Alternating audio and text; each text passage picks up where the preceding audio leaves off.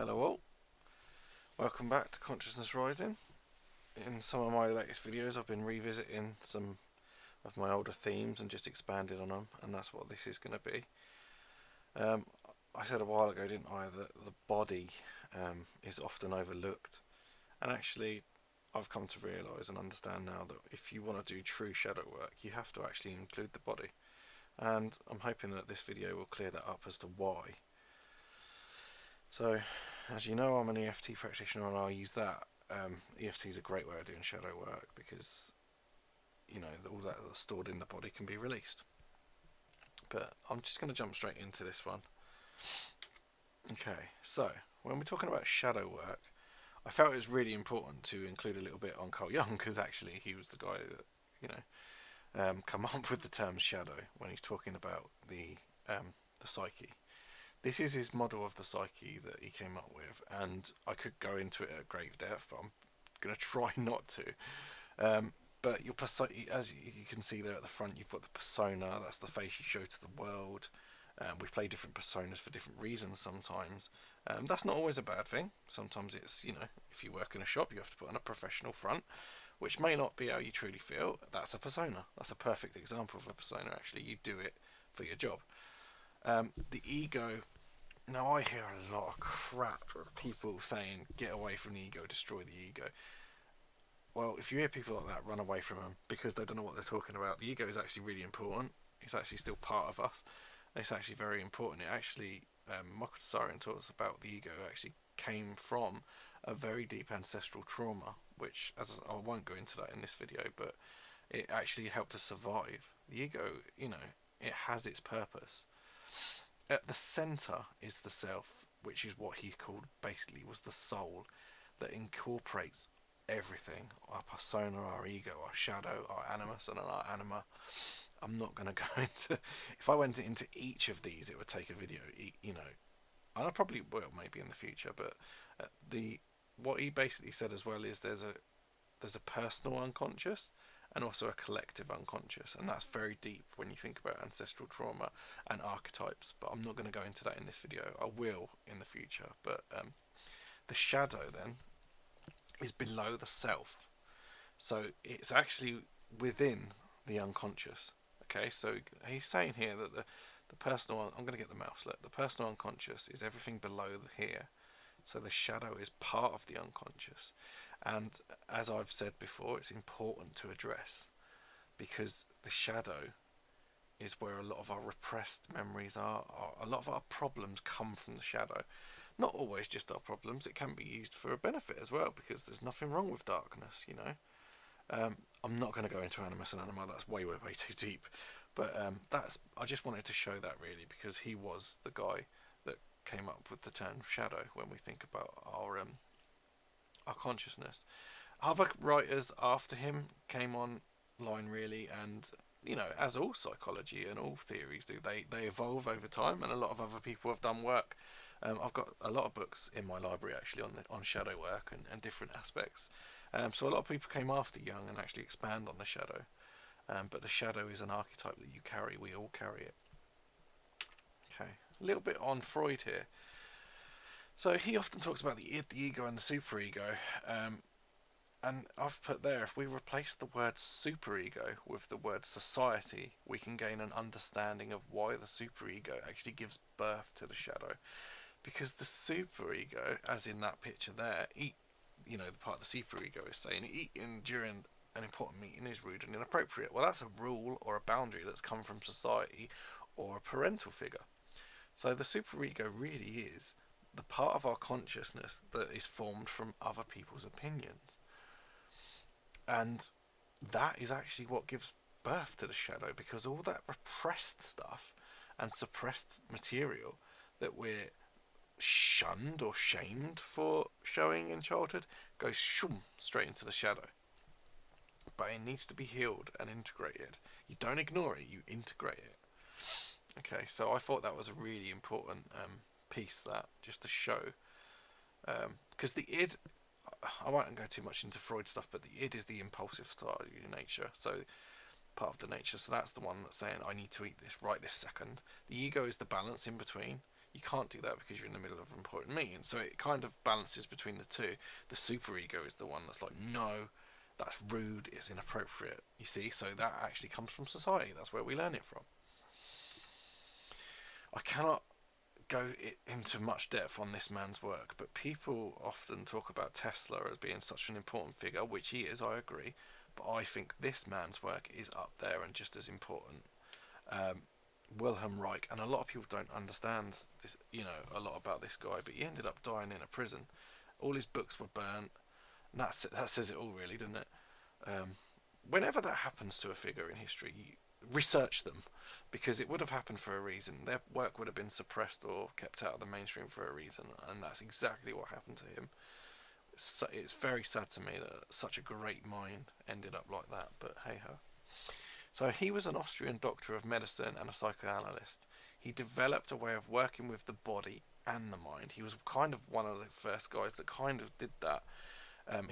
He sort of trained under Freud for a bit, but he sort of took his work in a much different direction and expanded on a lot of the ideas. He suggests, and I come to completely agree with him because I see it, that repressed feelings and memory get stuck in the body and cause what he called muscular armoring. And what he would do in therapy is he would work with the body as well as talking to work as something got brought up in the body. He would help massage it out in certain techniques that he used. His work goes into all sorts of different areas as well. He's very an eclectic thinker. He's not just involved in this. He went into very, very deep things to do with orgone energy, which I won't talk about in this too much, but read this man's books. He's a very, very important figure. He also looked, again, a bit like with the superego, where we get all our rules and conditioning from. He looked at the causes within society as to why people are so screwed up, and he kind of labelled it an emotional plague. He said that all of society was basically under an emotional plague. I've got a few slides on him, so I'm sort of just touching the surface with his work here. Okay, as I've put there, he very much expanded on Freud's libido theory. He argues that the suppression of what he called genital love on a mass scale, so sexual suppression he's talking about here, has caused a worldwide emotional plague, and I completely agree with him. He argues that most people are suppressed sexually, which causes neurosis in the individual. He goes into that a lot in his first book, The Function of the Orgasm, which I've read, because sexual energy is basically an energy, without going too much into it, and if it was not released in the correct way that it should be, healthily and naturally, it can go on to cause anxiety or whatever else. He also, as I've written there, argues that suppression of this kind can go on to cause physical disease such as cardiac disease or cancer. Now we know a lot more than the times that he lived in about these things, and he's completely right. He's absolutely right that things start in mind, and then they do affect the body. There is a body-mind connection, and he knew this back then. Okay, yeah, he as far as I know, it was the first federally, his book burning were actually federally sanctioned. As far as I know, it's the only federally sanctioned book burning on American soil. So all his books were burnt. It's just so sad what happened to him. And that's a quote. Because he also argues that if this isn't our natural capacities for love are being suppressed, that's where deviance comes from, and violence and all this negative stuff. And he says there, only the liberation of the natural capacity for love in human beings can master their sadistic destructiveness. Absolutely brilliant. And one day in the future, I'm hoping to do a Great Minds series, and I'll cover him as well as Jung and a lot of these other people that I talk about, Alice Miller and people like that. It's no measure of health to be well adjusted to a profoundly sick society. Krishnamurti, pretty much saying the same thing. There is a sickness and an imbalance in society, and he knew it as well. Loads of people have pointed this out. Okay, Alexander Lowen, another great mind that kind of came after Reich. He says, it is a grave injustice to a child or adult to insist that they stop crying. One can comfort a person who is crying, which enables him to relax and makes further crying unnecessary, but to humiliate a crying child is to increase his pain and augment his rigidity. We stop other people from crying because we cannot stand the sounds and movements of their bodies. It threatens our own rigidity. It induces similar feelings in ourselves which we dare not express, and it evokes a resonance on our bodies which we resist. He's absolutely right. You know, a lot of us don't want to do this work. We don't want to look at these dark emotions. We don't want to look at our sadness. We suppress. We numb ourselves to it, and that's where the muscular armoring comes from, like Reich was talking about. We need to get in touch with our feelings. Our feelings are there for a reason. Okay, he goes on here, Alexander Lowen again. While the repression of a memory is a psychological process, the suppression of feeling is accomplished by deadening a part of the body or reducing its motility so that feeling is diminished. The repression of the memory is dependent upon and related to the suppression of feeling. For as long as the feeling persists, the memory remains vivid. Suppression entails the development of chronic muscular tension in those areas of the body where the feeling would be experienced. In the case of sexual feeling, this tension is found in and about the abdomen and pelvis. He did some great work and some great books as well on the body. Absolutely priceless. Talking about this deep connection that we have to emotions, the mind, and the body. Again, you cannot ignore the body. I hear a lot of New Age shit that's like, the body's a prison, and I think that comes from Gnosticism. But what a load of shit. Body is part of you. It's how you express. It's your vehicle for walking this planet. It should not be ignored. He went on to develop a form of therapy called bioenergetics, which I've got a book on actually. But he says here, bioenergetics is an adventure in self-discovery. It differs from similar explorations into the nature of the self by attempting to understand the human personality in terms of the body. Most previous explorations focused their investigations on the mind. So, Wilhelm Reich and indeed Alexander Lowen, him here, they are sort of shifting away from just the mind. So, in psychoanalysis, they're not just focused on the story or the contents of what's on a person's mind. They're looking at how it represents itself in the body. And he actually, in one of his books that I read, he's talking about how the personality, like he says there, can show up in the way that someone is. The way they hold their body, the way their eyes look, the way he's very, very, very observant with that sort of thing. And he's absolutely right. And I've put here the problem with the New Age movement, because I do call it a New Age movement. Don't get me wrong, there are some things good in the New Age. I don't want to say it's all crap, but there's a lot of it that's bad and misleading because it avoids shadow work. And shadow work is part of us. You can't avoid yourself. And that's why I love that meme on the left when I found that. I thought that was brilliant. Because this New Age shit's only got room for love and light. Well, see how far that gets you, because shadow work's going to come up behind you and it's just there all the time. You can't escape it. This has to be dealt with.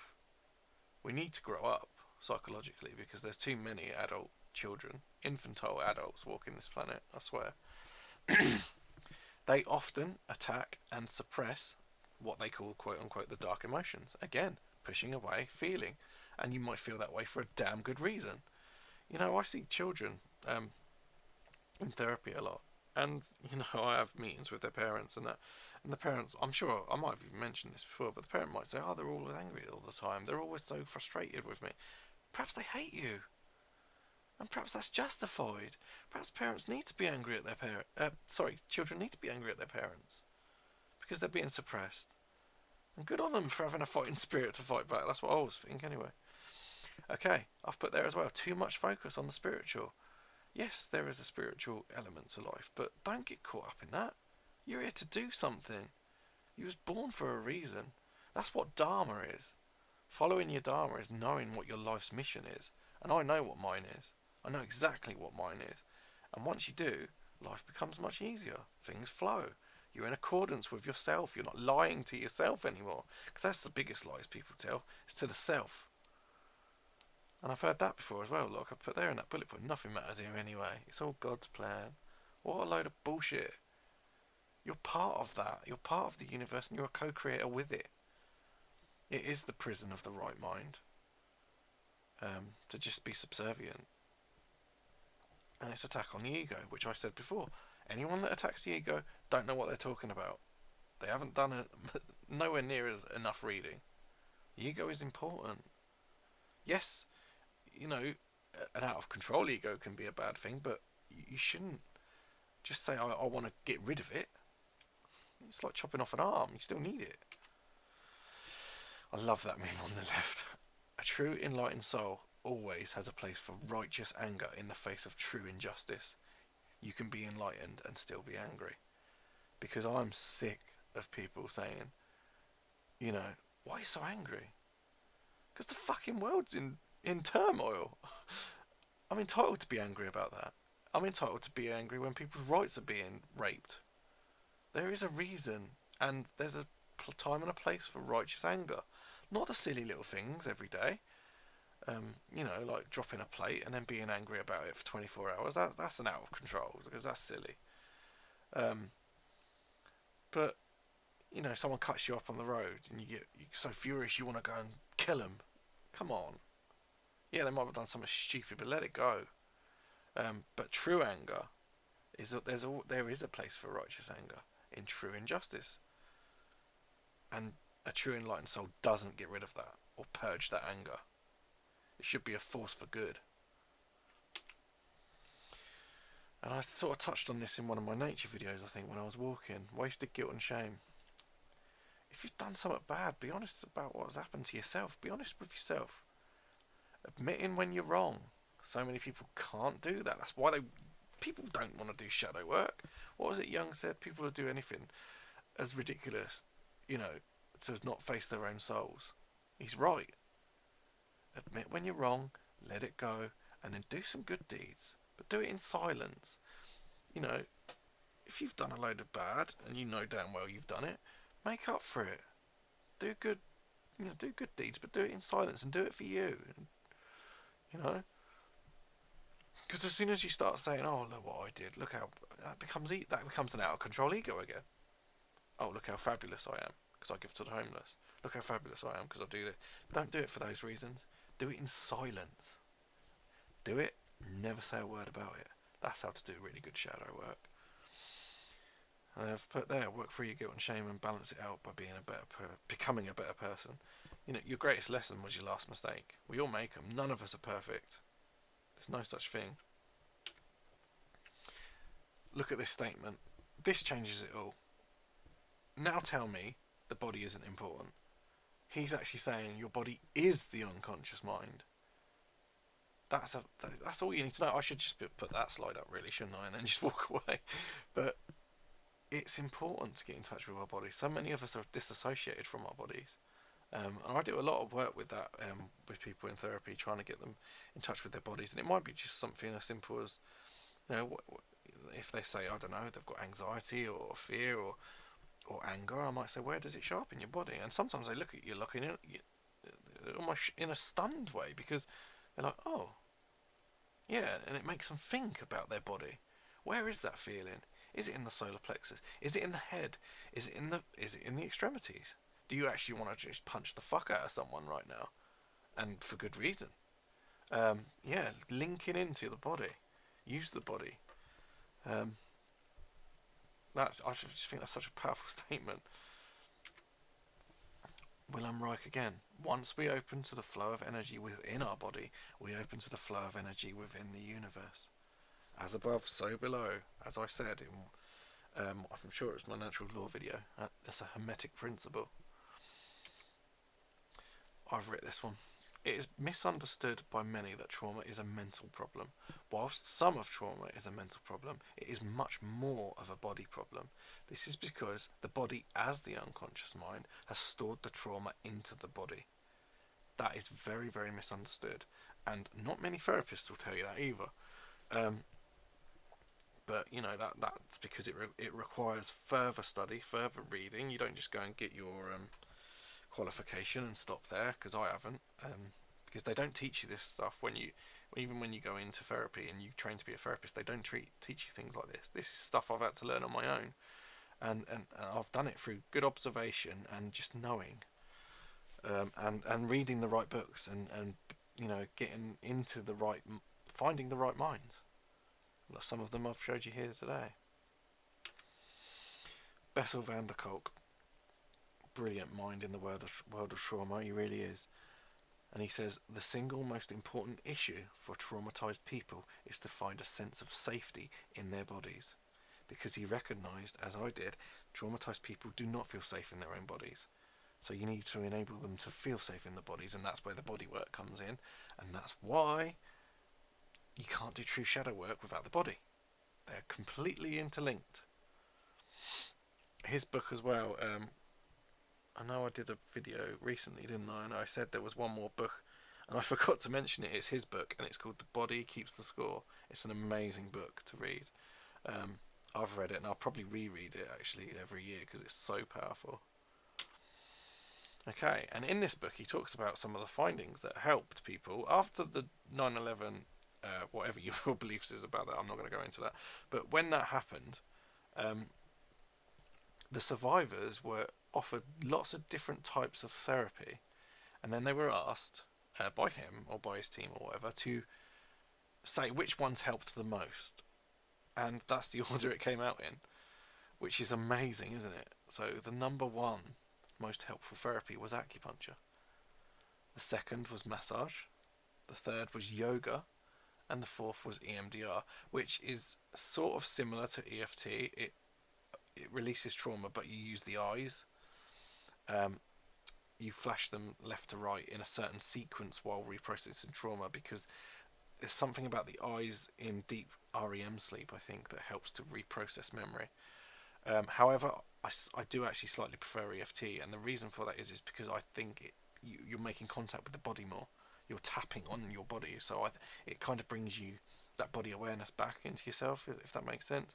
But EMDR is very powerful as well. But they were the top four. So, again, tell me that the body's not important. It's just not.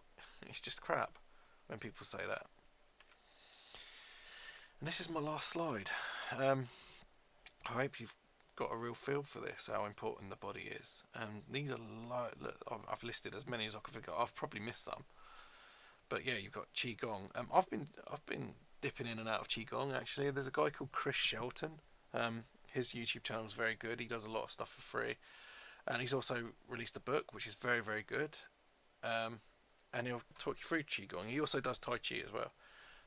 I think Qigong is older, but Tai Chi they're slightly different. I can't remember how, but they are slightly different. So there's Qigong, there's Tai Chi, acupuncture. I had acupuncture once. It was brilliant.